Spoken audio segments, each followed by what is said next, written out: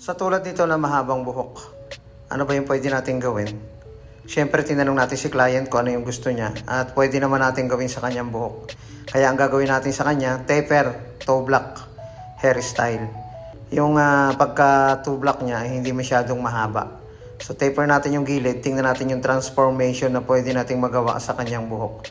Overcomb muna, tanggalin muna natin yung makapal na bahagi ng kanyang buhok.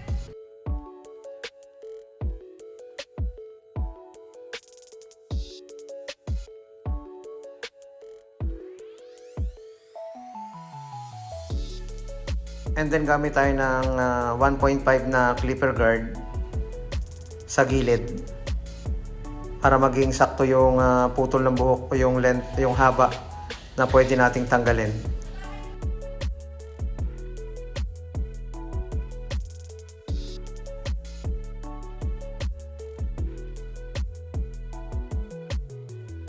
And then overcomb again para matanggal natin yung mga sumusobrang buhok dito. Gamit na tayo ng trimmer, gawa tayo ng pinakang baseline and then tanggalin na rin natin yung pinakang ilalim niya.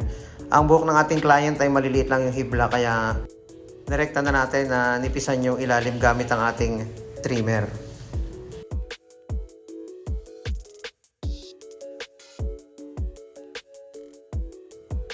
And then bawasan na rin natin yung medyo makapal na bahagi dito sa gitna or sa pagitan ng pinaggupitan natin sa ibaba.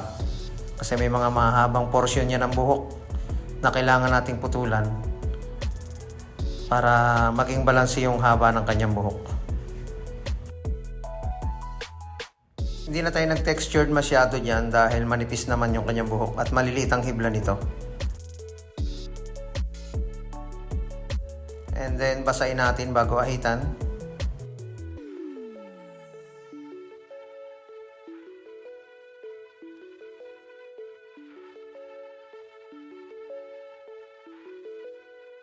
Inipitan ko yung kanyang bangs para hindi mapasama sa pagbawas kanina.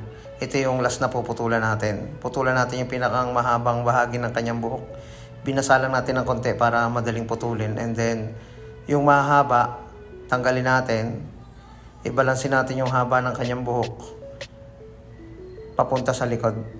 Medyo naka-brush up ng konti yung pagkakahawi nito. Or kapag siya ay tuyo, syempre nagtutublak siya o nagkakameron siya ng center part. Okay na, blower na lang natin ng konti, tuyuin yung binasa natin buhok para makita yung forma nito. And then lagyan ng konting pomade para hindi masyadong buhaghag. Okay na. Ito yung gupit na nagawa natin para sa kanya. Maraming salamat mga kabarbero. Sa channel meron kayong konting natutunan. Sa mga magpapagupit, abay, pwede kayo magpagupit ng ganito.